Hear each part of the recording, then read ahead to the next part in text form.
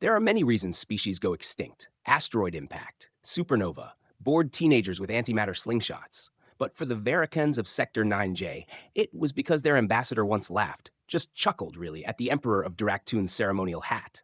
That hat was shaped like a pineapple with tusks. But apparently, that was sacred. 3 hours later, their homeworld was a glowing orb of regret. So, naturally, when the Empire of Duraktun invited humanity to peace talks, every species in the quadrant held their breath. Surely, Earth would send their finest, wisest, most respectful diplomat.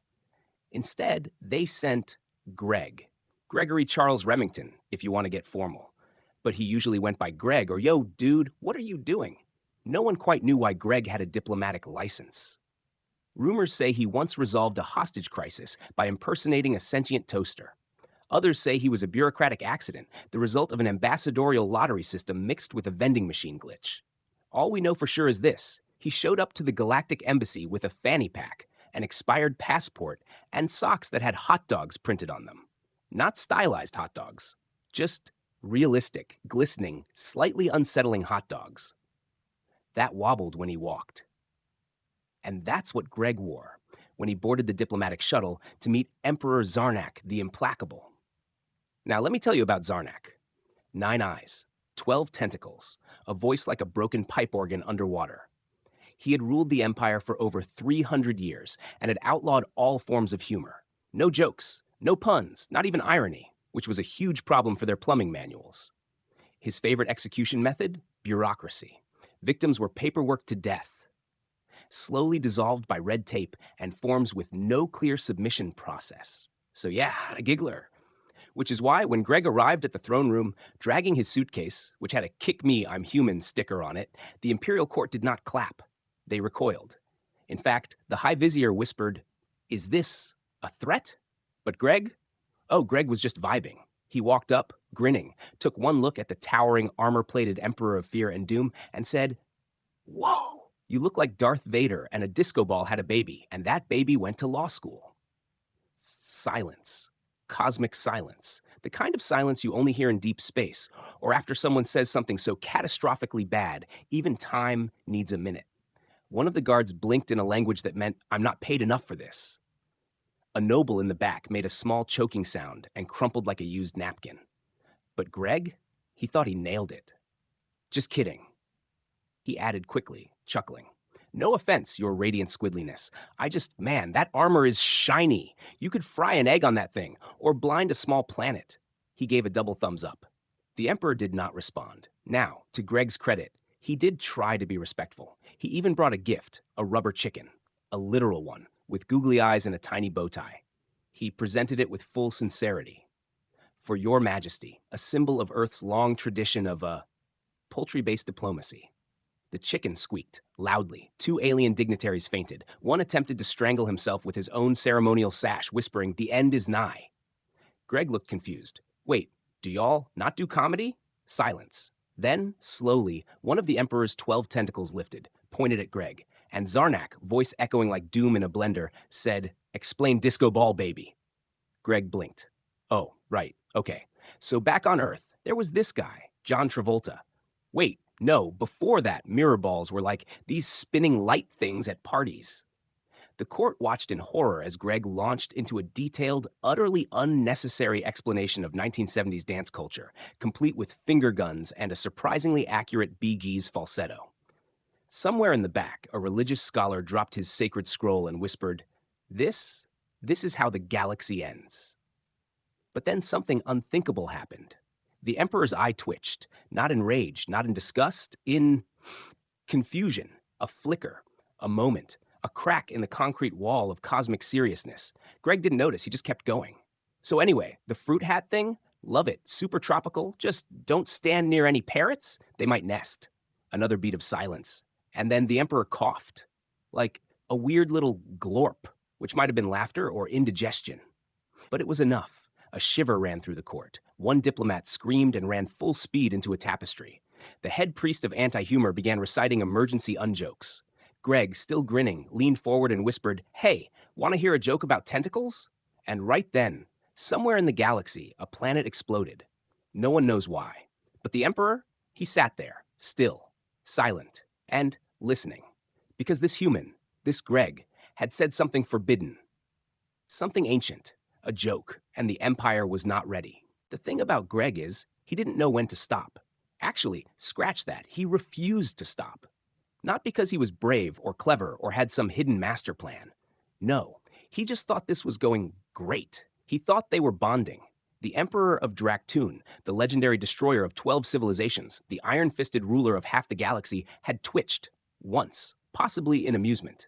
And to Greg, that was all the invitation he needed. So he kept going. "Oh, I got one." Greg said, adjusting his diplomatic name tag, which was upside down, "What do you call a squid with a top hat?" Silence. Even the lights seemed to dim in dread. "A squid pro quo!" Somewhere, a monk screamed. The Imperial translator's left eye popped out of its socket. A noble in the back turned inside out from secondhand embarrassment, and the High Vizier started mumbling what could only be described as ancient panic gibberish. But Greg was loving it. He pulled out a small notebook from his fanny pack. It said, "Backup jokes if things get weird." They were already weird, but Greg leaned into it like a man possessed. "So, Your Excellency, I gotta ask, do your people always walk like they're carrying invisible pizzas? Or is that just a cultural thing?" He gestured at the guards, who were in fact walking they were carrying invisible pizzas. Because, as it turned out, their ceremonial posture training was based on balancing planetary tribute on flat trays. Greg thought it was interpretive dance. One guard dropped his staff, another whimpered. The Emperor still said nothing. But that one twitch from earlier, it returned. This time, 2 tentacles fluttered slightly. A seismic shift. The chief protocol officer collapsed to his knees and screamed, "He's ascending! Somebody stop the human before we enter the era of mirth." Greg didn't hear that. Or if he did, he assumed it was a compliment. Wait, let me guess. You guys don't have sarcasm either, huh? No wonder your treaties read like IKEA manuals written by angry librarians. A strangled gasp erupted from the crowd. "He insulted the treaties," someone whispered, horrified. See, to the Draktoon, treaties weren't just agreements. They were holy texts. Each comma had a council. Every clause had a holiday. One typo once caused a minor civil war that lasted 4 centuries and created 3 new months, and now Greg had mocked them, in public, with a smile. To make matters worse, the Emperor was now shaking slightly. And it wasn't rage, it wasn't fury, it was laughter. Subtle, raspy, alien, but laughter nonetheless. The court lost it. One ambassador from a nearby star system activated emergency cryosleep right there on the floor. Another ripped his badge off and declared, "I no longer identify as a sentient being." The Emperor, voice deep and trembling, finally spoke. "Human, do you mock me?" Greg paused. He looked around, at the guards, the nobles, the trembling high priests of silence, at the glowing pillars and sacred scrolls and decorative laser skulls. Then he shrugged and said, "A little?" A wave of gasps swept the chamber. Someone dropped a sacred orb. A duck, no one knew where it came from, squawked and died of shock. But the Emperor? He leaned forward and smiled. A horrifying, too wide, too wet alien smile that made 2 diplomats vomit from sheer psychological pressure. "You are bold," Zarnak said slowly. "Thanks," Greg replied, completely misreading the situation. "People say that a lot. Also, please leave, and why are you on fire? But yeah, bold works." The Emperor stood. Every eye, tentacle, antenna, and gelatinous sensory node in the court turned to him. He lifted one tentacle, not in anger, in curiosity. "Tell me more." The High Vizier fainted. Greg, encouraged, launched into a full 5-minute set, roast after roast. He called the Imperial throne a space toilet for royalty. He said the royal scepter looked like a plunger that lost its way. He even cracked a joke about the Emperor's mother, something involving galactic bingo and a suspiciously intelligent loaf of bread. The Emperor? He was wheezing now, making a strange glorping sound that hadn't been heard since the festival of uncontrolled respiration, banned after 3 nobles drowned in their own laughter. And then it happened. He clapped. A single echoing clap, tentacle to tentacle. Clap. The entire room froze, not because it was a grand gesture, but because no emperor had ever clapped before. It wasn't protocol, it wasn't ceremonial, there wasn't even a word for it in their language. The translator bot spontaneously combusted. One of the sacred flame altars changed color. The Intergalactic News Network interrupted every channel to broadcast. Breaking, human ambassador triggers cultural meltdown with puns. And Greg? Greg bowed deeply and said, thank you. I'll be here all week. Unless I get disintegrated, which, honestly, still worth it. The Emperor took a long breath, then whispered, this changes everything. And just like that, the galaxy began to unravel. Because if this was humanity's diplomat, what kind of monsters were the rest? Somewhere between the Emperor's third wheeze and the translator bot's meltdown, something snapped. Not physically, not yet, but spiritually? The Imperial Court cracked like a boiled egg under pressure. 1 second, the galaxy's most feared ruler was a living deity of silence, dread, and 12-hour policy meetings. The next, he was slapping his own throne with a tentacle, tears leaking from his leftmost eye, gasping. He said, my armor looks like a baked potato in bondage. Across the chamber, the High Priest of Protocol had entered what scholars would later call a psychic nosebleed. The guards, once statuesque beacons of discipline, were now vibrating in place, unsure if they were supposed to laugh, salute, or cry. One guard, in a moment of existential clarity, gently whispered, I think I peed. But Greg didn't notice. Greg was on fire. And not literally this time, which was a nice change.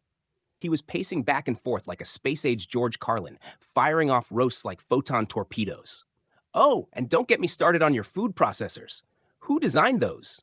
They look like vending machines trying to do ballet. Another boom of alien laughter. Uncontrolled, undignified, disastrous. You see, for centuries, the Empire of Draktoon had kept order through fear, through strict rules, sacred rituals, and an unshakable belief in the Emperor's divine seriousness. But now their God Emperor was doing a little wiggle on his throne, making a sound best described as a blender full of giggles. The chain of command didn't just break. It panicked. In the southern wing, Admiral Zortak was having a full-blown nervous breakdown. His ceremonial cape burst into flames from stress friction. He tried to file an emergency unpeace document, but accidentally summoned a mariachi band from a diplomatic hologram. They didn't know why they were there. They just played. Meanwhile, the Intergalactic War Council, monitoring everything via orbital drone, held an emergency session. Status report, barked the Chancellor of Strategic Destruction. An aide responded, voice trembling. Sir, the Emperor is laughing. The human is winning the room. Deploy the dreadnoughts. We can't. The Emperor just granted the human friendship status level 7. A silence heavier than a neutron star settled across the command chamber. Level 7 was unthinkable. That was reserved for ancient allies, family members, and one time, a very polite space whale. Back in the court, Greg was now reenacting a scene from Shrek, using 2 custard pies and a sacred ceremonial orb as props. The crowd had collapsed into chaos. Noble dignitaries howled in confusion. A warrior caste leader tried to duel a potted plant, convinced it was Greg in disguise. And through it all, the Emperor laughed. He howled. He clutched his sides and declared, Enough! Enough! If I laugh anymore, I will molt in public, and we all remember what happened last time. Greg stopped, grinning. Molting? Is that like shedding your space skin? 'Cause now I gotta see that. The Emperor bellowed again, nearly knocking over his ceremonial torch. He turned to his viziers, half-conscious, shaking wrecks of their former selves, and announced, This human has shown us the truth. Truth? Croaked one noble. He told a joke about your tentacles looking like used spaghetti. Exactly, Zarnak thundered.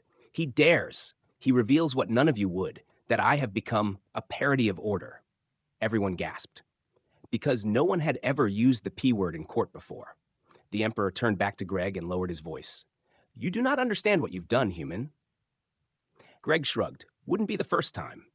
You have shattered the illusion, Zarnak whispered. For centuries, we ruled through precision, protocol, fear. But now, he gestured around him. They are afraid of jokes. Greg blinked. Oh, is that bad? Or funny bad? There was a long pause. Then the Emperor smiled, slowly, with ancient mischief. Both. And that's when the real panic began. Because the rest of the galaxy, they were watching. And what they saw was horrifying.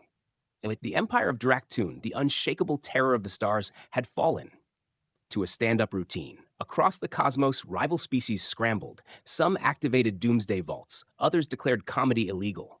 One panicked monarch swallowed his crown and is still being extracted.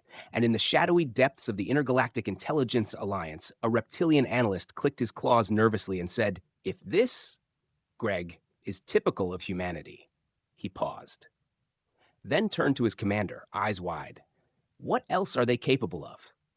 The commander didn't answer. He was watching a live feed of Greg attempting to juggle 3 alien fruit while wearing the Emperor's crown as a joke. The fruit exploded. The crown squeaked. The Emperor cackled. And the commander whispered the only logical response. "Dear stars, what have we awakened?" There's no official protocol in the Galactic Codex for what to do when your empire is emotionally defeated by a human in novelty socks. But that's what happened.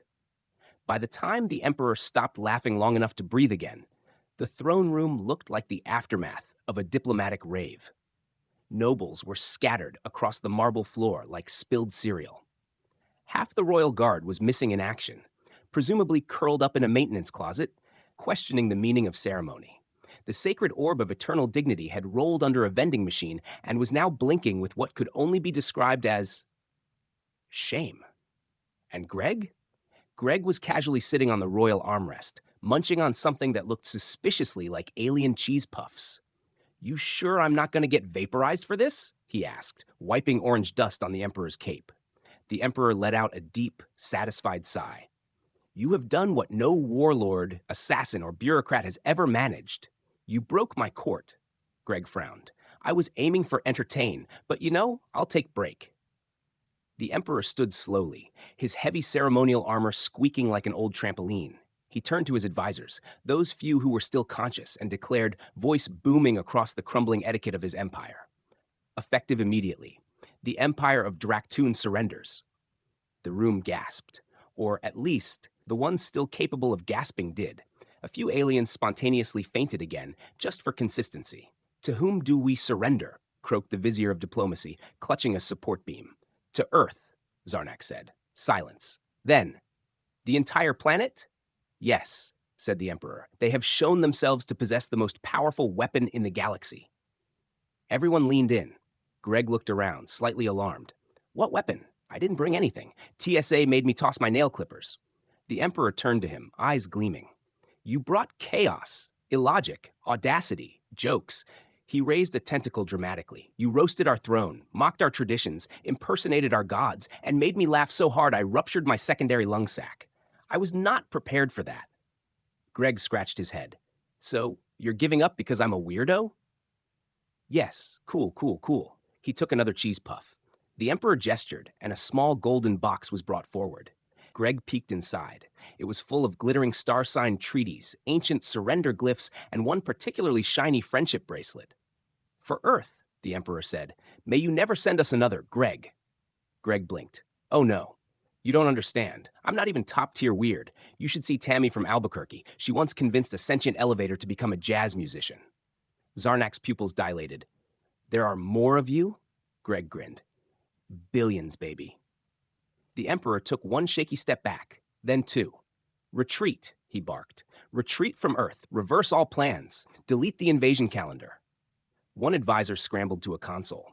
"Sir, we had scheduled Conquest of Earth for next Tuesday at 4 p.m. Should I cancel the fireworks?" "Burn the calendar!" screamed the Emperor. Meanwhile, across the galaxy, chaos bloomed like a comedy club in hyperspace. The Intergalactic Council voted unanimously to place Earth under a comedic quarantine. No species was allowed to interact with humans unless they had passed a certified humor immunity course and were willing to wear emotional hazard suits. Several planets banned socks entirely, just in case. The Galactic News Network began running a loop of Greg's roast session, translated into 7,000 dialects. Merchandising followed. "Roast me like Greg." T-shirts became a sensation. Back on Earth, the UN still had no idea what had happened. The alien shuttle returned Greg quietly in the middle of the night. No parade, no press conference, just one sticky note taped to his forehead that said, "Take your madness back, please. With deepest fear, Emperor Zarnak." Greg wandered into a diner at 3 a.m., ordered pancakes, and told the waitress he'd just ended a war by telling dad jokes. She didn't believe him. No one did. Until the next morning when a fleet of Imperial dreadnoughts arrived in orbit and apologized. politely, repeatedly. They even offered a coupon for 10% off planetary conflict, valid for non-Earth species only. Greg was given a medal made of space platinum and a key to a star system nobody wanted. He traded it for a year's supply of breakfast burritos. And as for the Emperor, he now hosts a bi-weekly holopodcast titled Squid Talks, Finding Joy After Tyranny. His first guest? Greg.